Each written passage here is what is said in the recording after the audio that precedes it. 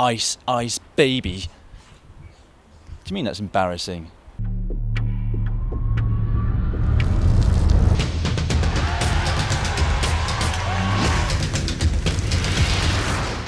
Anyway, yes, I've been nominated for the Ice Bucket Challenge. Never one to be late for the party. I'll be doing it a little bit later on in this show. Also coming up, we've got a wrap up of all of the professional racing results, our Caption competition, tweet of the week, a very special tech of the week, our Strava Club. Before all of that, first I have to make an apology. Unfortunately, Cy Richardson cannot be here with me to present a news show today. He's been banned from GCN for 2 full weeks after appearing on the show in Speedos with some kind of weird chest wig thing.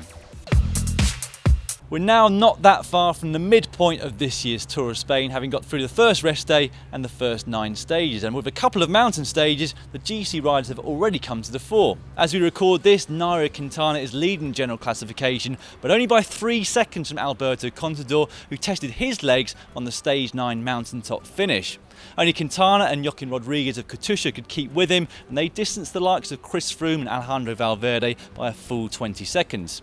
The big winner on that day, though, was winner Anacona, who lived up to his name by winner ring solo that particular stage. In fact, his margin of victory over the GC favourites was enough to put him into 4th overall in the general classification. And whilst that particular stage was characterised by very, very hard rain and some cold temperatures, the rest of this year's Tour of Spain has been characterised by soaring temperatures, mid-30s to high 30s at the very least. It's led to debate amongst journalists and riders alike as to how hot is too hot. What do you think? We'd like to get your opinion. Should stages be shortened or even abandoned due to extreme weather conditions? As per usual, you can leave your comments in the section below this video. Last week's Caption photo was this one of Alberto Contador next to a jet. And the winner is Lisa Hatfield, who said this: Caption, a Tinkoff officer and a gentleman. Well done, Lisa. We shall get a GCN bottle over to you in the post as soon as possible. Just get in touch with us with your address. Meanwhile, this week's picture is this of a man riding along with a snorkel and flippers and a blow-up dolphin on his back. As per usual, we shall get you started. Is that a chip on your shoulder? No, it's a fish.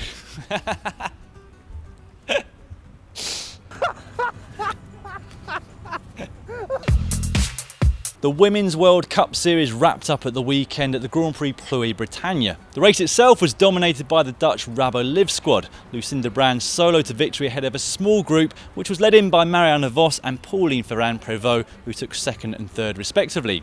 Overall honours at the series had been secured by Lizzie Armitstead the previous round. However, 2nd place went to Emma Johansson, with 3rd going to Marianne Vos, who jumped up a few places courtesy of her result on French soil. Meanwhile, at the men's race, it was home favourite Sylvain Chevenel of IAM Cycling who just about held off the bunch to take the victory.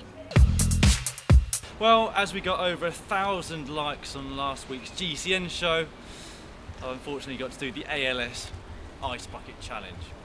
Before we get ahead of it, I shall nominate the 3 people that I want to see suffer. First of all, it's Paul Kimmage. He should be well up for it. Also my son Ralph, and finally Lizzie Armitstead. Bring it on, special guest. Oh. It's fine, it's nothing. We're done? Yeah. Well done, Dan. I wasn't recorded.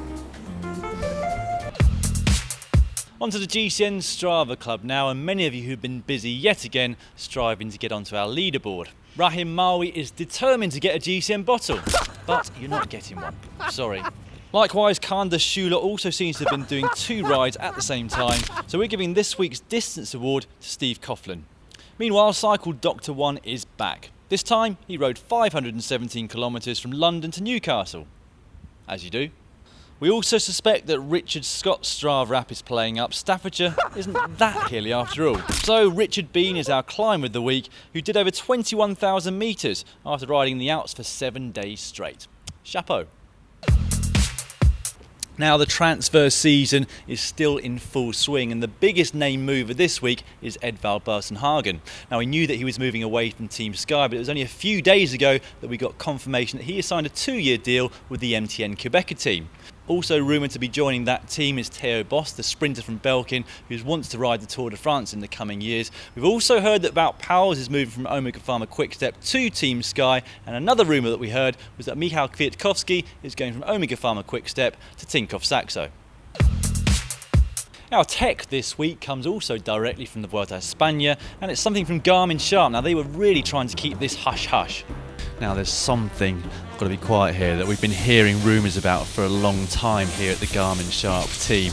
Now, the mechanics have got their backs turned, so let's see if we can have a sneak preview. They've been trying to keep this quiet, but we heard it.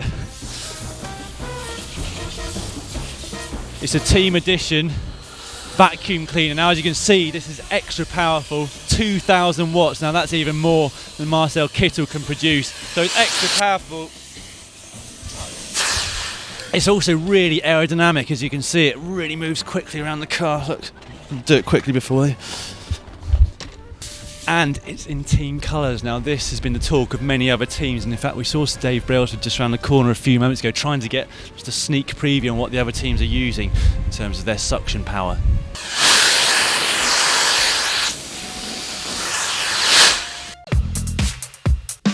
Italian design and flair. Classic Roman mosaic tiling. Chris Horner's wet bag. So, whose bus could this be?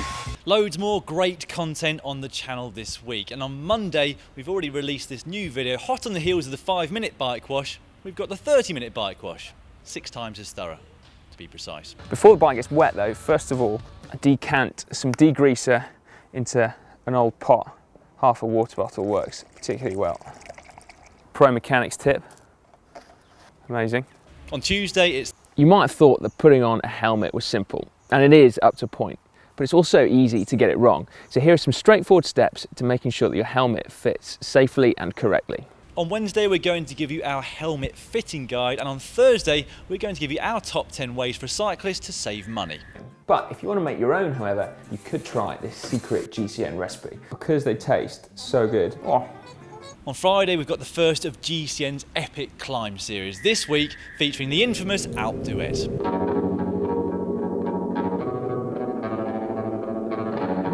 You may have recognised this climb. It is one of the legendary climbs of the Alps and of the sport. It's Alpe d'Huez with its 21 hairpins.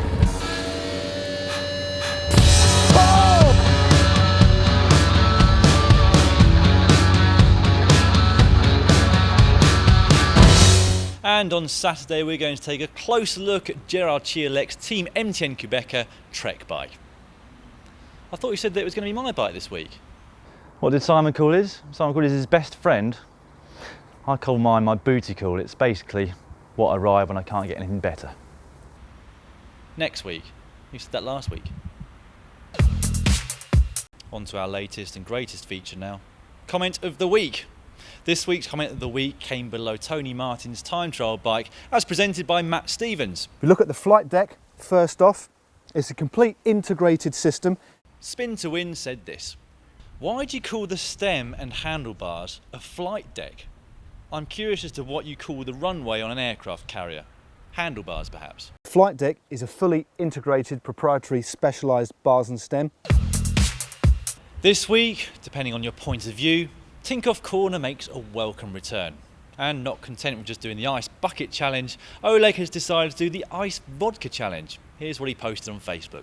Ice bucket challenge, but that's for you, for foreigners and some strange Americans or whatsoever. We are Russians, so we do real stuff. This is a iced vodka, particularly Yuri Dolgoruki. So here is a full glass of ice cold vodka, and yes, no food, no nothing. It's about 200 grams or something. That's a challenge, and I'm challenge president of UCI, Mr. Cookson. So be the next and really participate this challenge. No.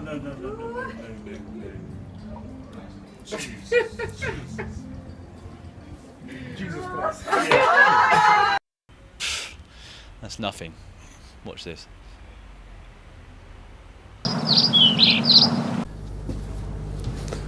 The Death Star is fully operational. Well, after last week's GCN bus tours, this week's tweets of the week give us an insight as to how messy they can get and 250-kilometre transfers. Rigoberto Urán of Omega Pharma Quickstep tweeted this picture, saying this. Meanwhile, Chris Froome went for a black and white photo, saying, "It's not as serious as you'd imagine inside Team Sky's Death Star." Serious? Deflector shields on, deflector shields on. In our latest effort to create some kind of entertainment on this channel, we've decided to create a new feature called Ask the Presenter. So if there's anything specific that you'd like to ask Tom, Matt, Si, or myself, you can leave your questions in the comment section below and we'll answer the best ones. That's it for this week. Thank you once again for joining us. I'll be back from the Vuelta A España direct again this time next week, where I'll be reporting on the latest from the Contador Froome-Quintana battle. What battle? Quintana will take all of the jerseys, just as I predicted.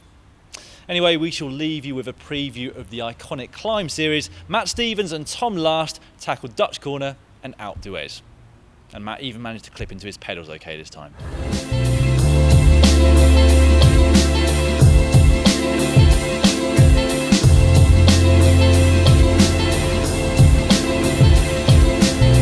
Hello, well this is the famous Dutch Corner, and normally this is an absolute sea of orange. Oh look, there's only one nutter in orange today. Oh, fantastic. Oh, I've got no bottles on either. Hey, nice one. Hey. Oh!